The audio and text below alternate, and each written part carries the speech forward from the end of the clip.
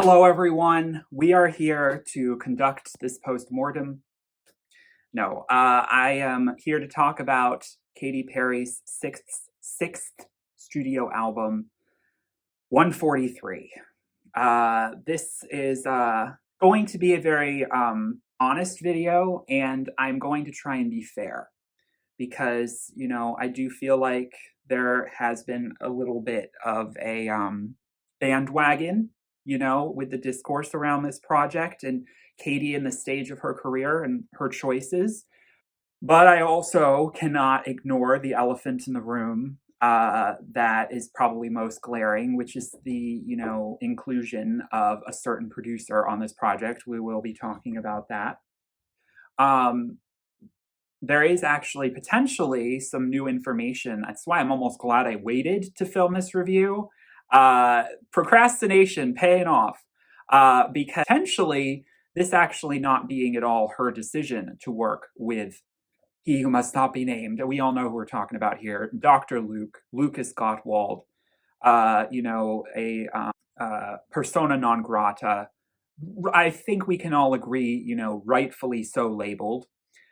Based on, court proceedings and testimony that we have from not just Kesha, but very numerous female music artists and people in the industry. That Katy may have been obligated to work on this project with Dr. Luke as her initial contract required 3 studio albums that he executive produced. And of course, people were quick to jump on the fact that One of the Boys, which was one of the 3 albums we all thought she had already worked with Dr. Luke on, One of the Boys, Teenage Dream, and Prism. One of the Boys apparently doesn't count because he was not an executive producer on that album. Correct me if I'm wrong, but I believe that's how that's this argument being broken down. And Katy actually not have a choice.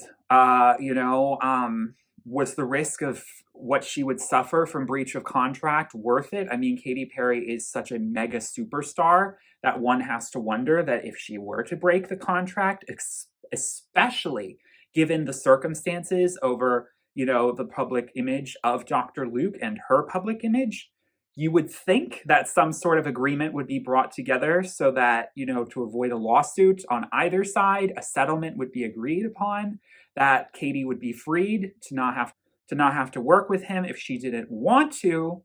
But now she's trying to flip the script. There was a little bit of ambiguity there that makes me skeptical because at the very beginning, she was either completely swiping under the rug the accusations of like, why are you working with this man?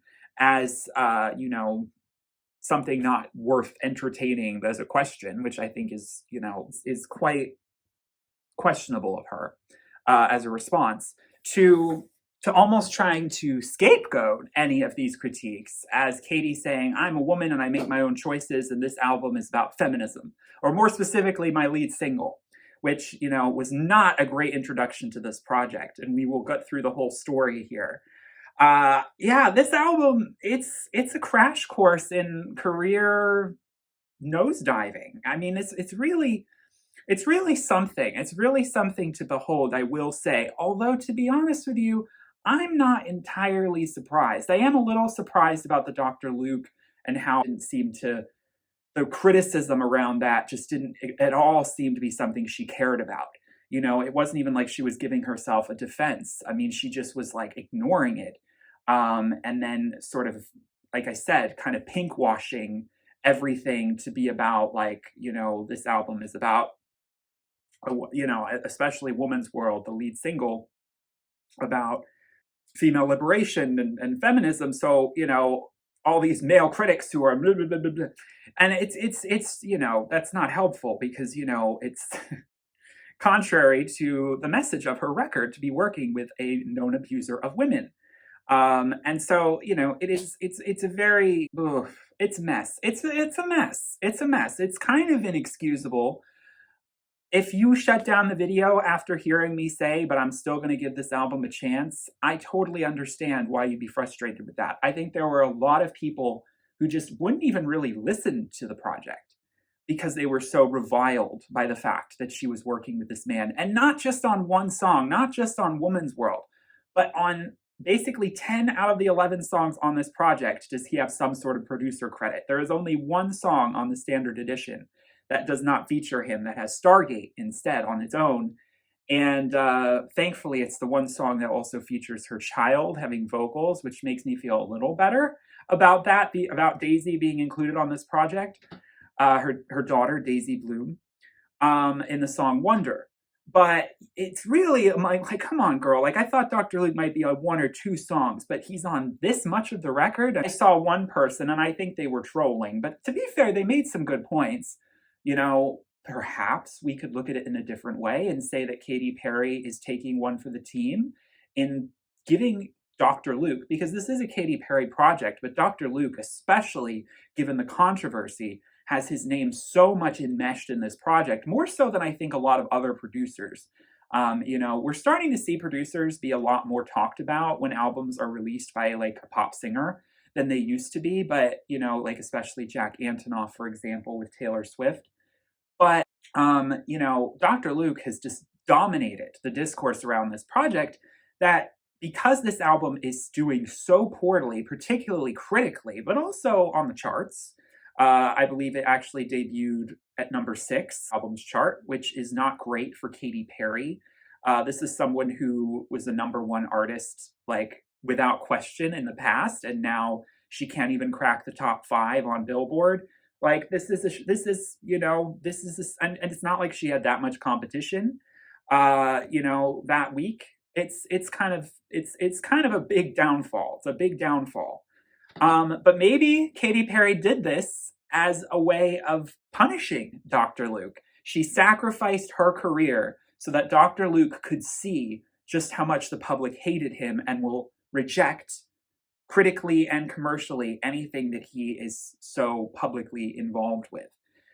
You know, it might be like, girl, this is not, the plot is lost here when we're thinking this is what's actually happening. But as I heard this and I saw this thread on Twitter, I was like, you know what? This isn't a crazy idea in my mind.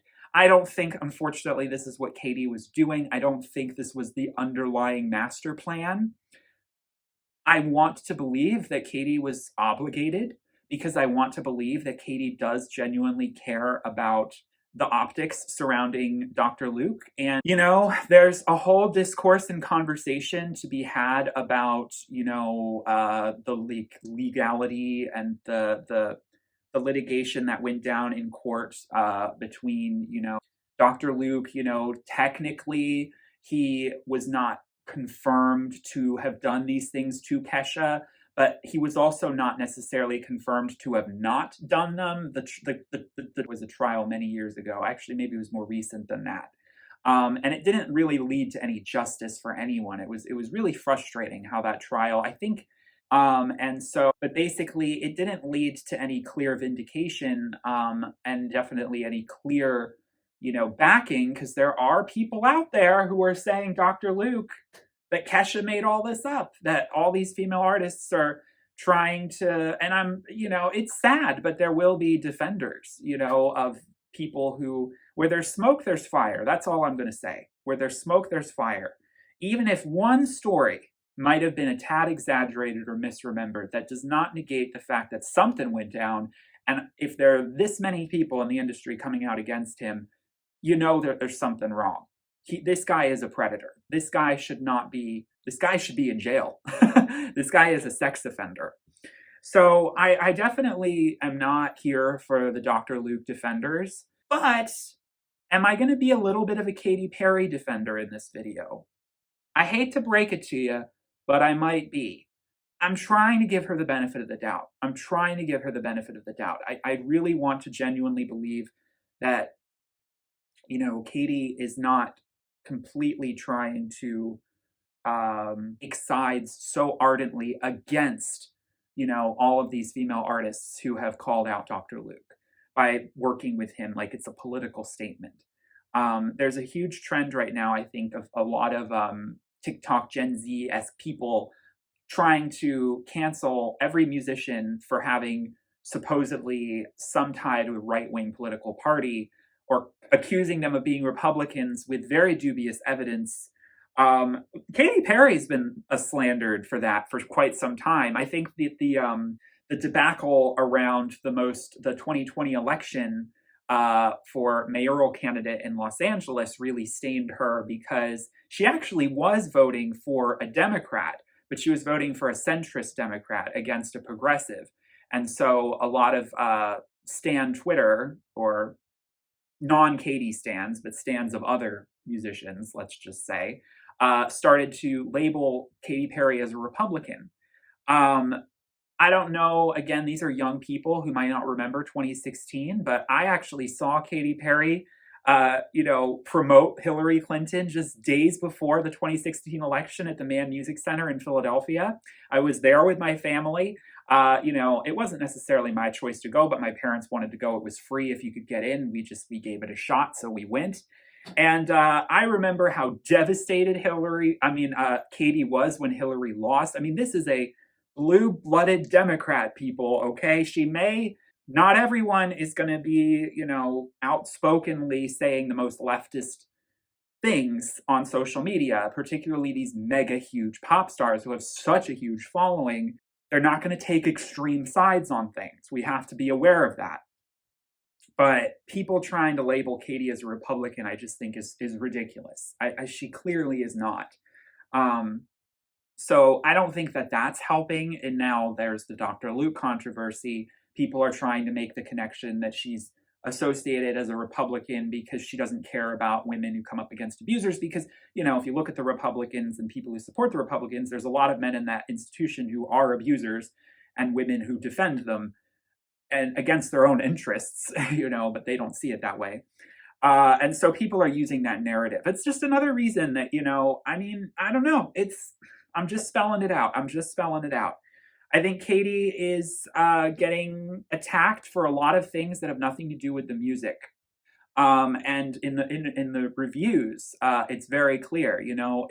Apparently there was a listening party back in May, and this was before any of us knew that Dr. Luke was going to be involved in the project. And there were quotes. Keep in mind, these were probably from Katy Perry fans saying that this was going to be like the biggest comeback album for a pop star in recent memory, and that this was going to be a statement record that was going to do really well, that people were going to really enjoy. And boy has been anything but that. I mean, the reviews are just abysmal. 34 on Metacritic, which is, I believe, the lowest rated female Metacritic score for an album in history. Now I'm sorry, but I do not think that you can justifiably call 143 the worst album released by a female artist in recent history. Granted, art is subjective, and there's so many artists who release music. How can you possibly pinpoint the worst? But even if we're just talking about mainstream pop artists, I could name a few who have put out albums this year. I'm not going to do it in this video, but I could name a few that I think are worse, but you don't see Pitchfork giving them as nearly a low a score. So there's definitely a little bit of an agenda. But at the same time, I do side-eye, and I'm trying to understand the intent. I'm trying to understand, okay, Katy, maybe you were contractually obligated. She had to wait a little while before she could finally start to defend herself. That's really sad if that's the case. I mean, does this mean that she has to knowingly go through this cycle, knowing how much abuse she is going to get, how much hate she's going to get, how much she's going to potentially tank her career if it hasn't already kind of sunk below a level that some people might, be like, girl, give up. Call it a day. Because, Smile was certainly not critically acclaimed, and it was certainly not doing the kind of numbers. Although Smile, in comparison to this, looks like a hit album. Smile had Never Really Over and Harley's in Hawaii, which I think are two phenomenal pop songs, but they also did really well on the charts. This album is it's not going to have that kind of staying power. I don't see any of these singles having any sort of lasting impact in the way that songs like Roar have, or Teenage Dream, even Chained to the Rhythm, Never Really Over. Almost every single Katy Perry album has had a staple song that has dominated not only like retail grocery store listening, background listening, but like being constantly played in medleys for award shows and being considered a pop classic for the year that it was released. Every single album of hers has had that song. This album, it's probably not going to have a song that anyone can pinpoint and say, this was the song of the summer. This is the song of, it's not going to happen. And the one that was clearly trying to make that happen was Woman's World, which is a pretty, it wasn't a good choice as a lead single. It was a really baffling choice when we're coming out of the gate with the Dr. Luke news. And then we're putting out a song about feminism and how it's a woman's world, yet choosing to work with this man. I can understand why so many people were just like so frustrated that they didn't even really bother to listen to the song and give it a fair shot. Like, is it really the worst thing you've ever heard? I will be completely honest with you and say that I think Woman's World is definitely one of the weakest lead singles. It might actually be the weakest lead single that Katy Perry has ever released from an album. I mean, like, she's had huge, every single lead single has been pretty good. I mean, I actually think California Girls is one of the weaker songs on Teenage Dream, but I still acknowledge that this is not as good as California Girls. So when you look at all of her lead singles, Woman's World is like clearly not on the par of the others. And Woman's World definitely feels like it is trying to chase the success of a song like Roar, inspirational. Think Rachel Platten fight song, inoffensive, pleasing all demographics, women's empowerment anthem. A song like that just went bonkers, when it was like a Roar and fight song. Those kinds of female empowerment ballads can do so well on pop radio. Woman's World is not going to be remembered in that conversation. The production is pretty basic. There isn't that much to this production that I could understand anyone calling this a groundbreaking project by any means. I still feel that there is more interesting pop dance production on all of Katy's other records for the most part. Smile got a little derivative too in places. There's definitely a decline. But, let's not forget that Teenage Dream wasn't always the most complicated production either.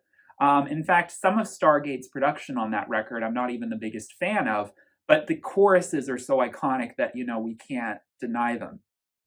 And Woman's World's not going to be able to have that staying power of a chorus that even if the song is kind of basic in production, people are going to still remember and shout at the top of their lungs. Brave by Sarah Bareilles, that's another one. Remember in the 2010s, there were so many of those. This song does feel like it's trying to chase that. If it had come out 10 years ago, 10 years ago, Cher put out a song called Woman's World, and it don't help that one is miles better as a dance song, production-wise. I'm sorry, but Cher takes it on that one. Cher's Woman's World is stronger. But is it egregious? Is this song so offensively bad that it is just like a shut the computer, like take out the earbuds, burn them in the fire kind of bad? I don't know. It's Katy Perry music. We have to remember here that Katy Perry music is kind of lowbrow. It very much is lowbrow. It's a basic 4/4, BPM structure, anthemic pop chorus shtick. And Dr. Luke, I don't know. It definitely feels like she's trying to chase the success of her past records. But people are not here for that anymore. I think people want their pop music to be a little more complex these days. I also think that people don't really like dance music as much as they used to in mainstream pop.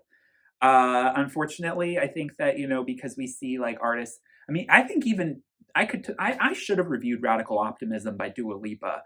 I really feel for that record because I actually think Radical Optimism might be Dua's best album yet, but that is such a controversial statement to say. Future nostalgia is strong. I'm not disputing that.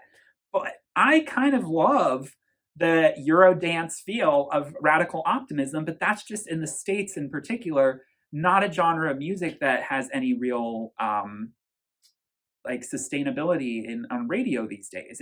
It did maybe 10, 15 years ago, but it doesn't anymore.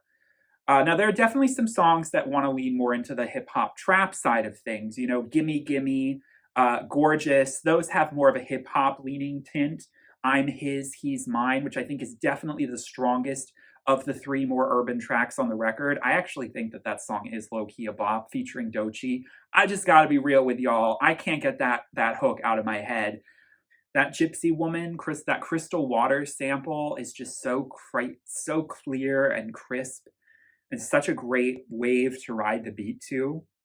I don't know what else to say. I mean, the production is simple, but it is effective. I mean, when you think about some of these pop songs from even back in the 90s, some of these house tracks, they had very simple, percussion, beat structures, and synths, but they were iconic for just being so easily accessible as dance tunes that you just couldn't help but move your body to them. You couldn't help but nod your head. You couldn't help but get in the groove. And I do think that there is something to be said about how these songs they're formulaic, yes, but they're trying a tried and true structure of pop music that, we once used to like. We just don't seem to like anymore. Lifetimes is probably the song on this record that I will defend the most staunchly. When I heard the teaser for Lifetimes, I immediately wished it had been the lead single. I think Lifetimes is giving the perfect blend of sort of like 70s disco meets 90s Euro pop. I mean, it's so clear, it's so clean and crisp. It is repetitive, but the song's not really about lyric. It's really just about, as someone said on Twitter very aptly, the BPM. It's just about dancing at the club, and the song feels so free. And I do like the vocals on, Lifetimes as she stretches that over and there's some harmony in there. And I can't help but be like, I love this. This is pop music with a capital P. If What are we doing if we're going to call this trash? And I mean, again, it's not complex. It's by no means is it anything that, groundbreaking, but sometimes, we'll give Vaughn Oliver all the credit because Vaughn Oliver is also listed as a producer on this one. I hate giving Dr. Luke too much credit, but there's a cleanness to this production that I can't help but love. And I'm coming off of, Jack Antonoff and his, murkiness with his production. And I'm just like, oh, it's so clean and crisp. That's something I liked about Max Martin as well. Why couldn't she have just worked with Max Martin? He's just as good, if not better, than Dr. Luke, and he doesn't have all of the controversy. This is a song dedicated to her daughter, and it could easily be dedicated to a partner. I mean, it's just that overarching, and all of the lyrics are overarchingly accessible and relatable to anyone. There's very little interpersonal. I can see why some people are like, this album feels AI generated. I think there's almost in some of the songs, there is a little bit of a, no, I don't want to say futuristic, but there is a little bit of, like, fully going into, like, level of electronic music that is very future, synth overload. It's about, like, making sure there's no live instruments whatsoever present on the entire record besides a few keyboards. And when she's presenting herself as sort of this Barbarella, like bionicle woman in some of the shots, you get that feel of like ultra futuristic, somewhat AI. Like, I do get that. I actually think, by the way, that the standard edition cover looks very cheap. And I'm not a fan of the way that the colors, something about those two colors next to each other, it's not working for me. The almost fuchsia pink with the sort of dull blue, I am not vibing with so much. And so I am and in the heart shape, I much prefer the vinyl cover. One of the vinyl covers where she, is just much more editorial, much more striking in pose. I think All the Love is another standout on this record. And again, Vaughn Oliver, I'm giving you most of the credit here. Maybe Aaron Joseph, he is another producer listed. It's definitely evocative of this moment, as well as Double Rainbow from Prism. And then of course Wonder. Wonder is a great closer about, and it does have Circuit and Stargate, so we've got no Dr. Luke involved, so it's nice to, be able to have that. If you want to listen to one song on this record and not feel guilty, there you go. And it has that kind of cathartic, uplifting feel, and that's what Katy Perry's music is for. I mean, it's not. We're not coming to Katy Perry for deepness. We're not coming for deep, hard, inaccessible music. We're coming for broadly accessible, uplifting, fun dance music. And by and large, I mean, Crush is another highlight. I think Crush is very catchy. Rocco did it again. Again. Oh, I wish you were the only producer on this. Now, one song that I definitely am not a big fan of is, I hate to be honest, the songs that don't do quite as much for me. Obviously, Gimme Gimme, because it's just so slight, and I mean, come on. There comes a point where lowest common denominator becomes a little too low. Okay.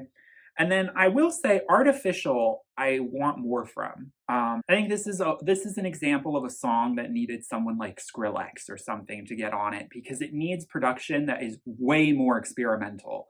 If you're going to be exploring, I think, the sort of cybernetic mind and artificial, I don't know. And especially moving with the, some of the imagery of this record, I was really hoping that this song would have a little bit more to the chorus, and a little bit more impact there in the production. And the same for Nirvana.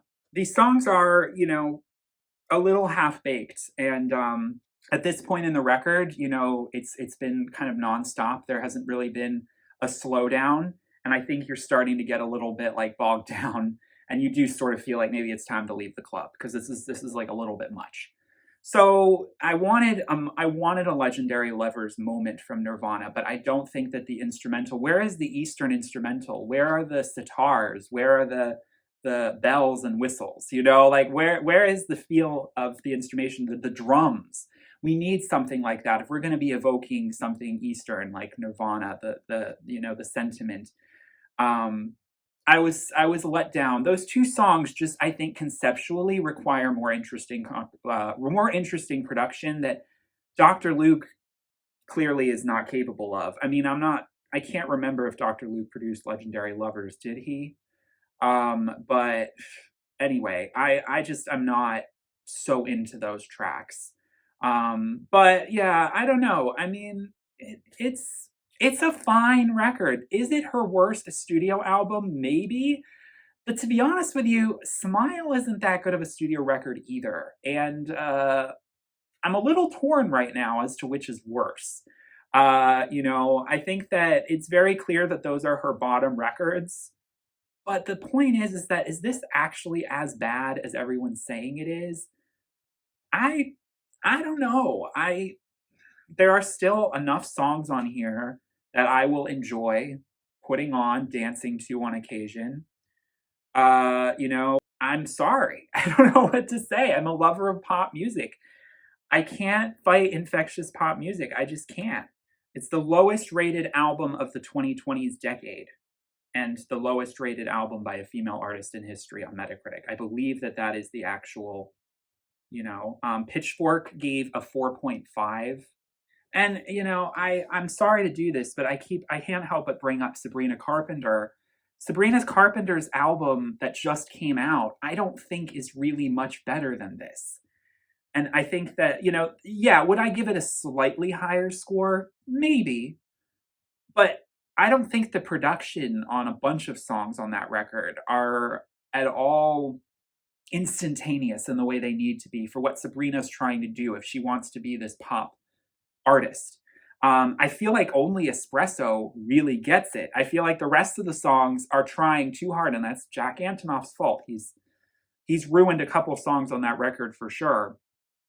But there are a bunch of other producers on there, and so it's I don't know. I mean, everyone's gassed up over Sabrina Carpenter, and I'm sitting here like, Katy Perry's not much worse, or Sabrina Carpenter is not much better. I'm sorry. Like, I just think narrative is so important. If a younger artist had put this project out, and if Dr. Luke hadn't been the one making these beats, the response would have been different. And Max Martin is on one track. He did appear on Gorgeous. Some people have pointed out that Crush, which already does contain the melody line from a song by Barbara Alcindor called My Heart Goes La Da Da Dee. But there is a there are similarities in sound to another Dr. Luke song from for Kelly Clarkson called Catch My Breath. You can hear a little bit of that repetition in the melody line at parts, which goes to show that, he is recycling. So he's past his prime anyway. He's just recycling. I really do feel like there's only a handful of songs where Dr. Luke's production is like, I honestly can only really defend Lifetimes, and maybe I'm his, he's mine, because on those two songs, I think the production needs to be like it is. It needs to be clear and crisp and just about the keyboard and the synth pulse. And the same goes for I'm his, he's mine, and maybe All the Love, but those are the only songs where I feel like he's bringing anything to the table that is servicing Katy for better. I feel like in other instances, a producer could have done something way more interesting with what we got. So yeah, overall, I mean, I don't rate albums that I review on this channel, but overall, I would not give this album a 34 out of 100. It would probably be my score would probably start with a 5, somewhere in the 50s. 48 or something would be like the lowest I'd go. But it's not a stellar body of work, but far from. But it's tough. There's definitely it's all about PR and narrative, and that's something that is so important. And I just wonder, what was her real intention here? Because it's all a little convoluted. Maybe she was contractually obligated. It's just, it's tough. But 143 is definitely going to be forgotten about. I don't think this album is going to have any staying power. Lifetimes will be a staying power pop for me. I can't get over that song. I just can't. I mean, I would love if it had a bridge. But bridges are long gone, it seems. And the song it did a little bit more than just repeat itself. But at the same time, it's not a song I expect to be that abstract as it moves through its runtime. I expect it to sort of be on a loop. So yeah, overall, it is a forgettable record, and Katy can do better. I wonder where Katy goes from here. This was supposed to be her big comeback. She hadn't put out an album in 4 years. And for it to be like, struggling this badly, critically and commercially, you got to wonder, what is Katy thinking? Is Katy considering just retiring? She dropped out of American Idol. We were thinking that we were going to get Katy, she does have a tour coming up, and her live performances are still amazing. That VMA's performance, that medley, was good, okay? She can still perform. So I don't know. I'd like to think that, Katy's still got, maybe we can go back up. Maybe we can improve. But, yeah, what are your thoughts ultimately on this project? Did you even bother to give it a listen after knowing about the Dr. Luke involvement? I totally understand if you were not on board with it for that reason alone. It is pretty sad. It is pretty sad when all is said and done. But I also just really want to believe the best in Katy, and I really want to believe that there's something we don't know. But also, why can she not tell us this? I don't know. Also, all my reviews of Katy's previous albums that I have reviewed on this channel, like Prism, Witness, Smile, they will all be linked in the description. Thank you all so much for watching. I hope you all have a wonderful, blessed day. Peace, love, and light.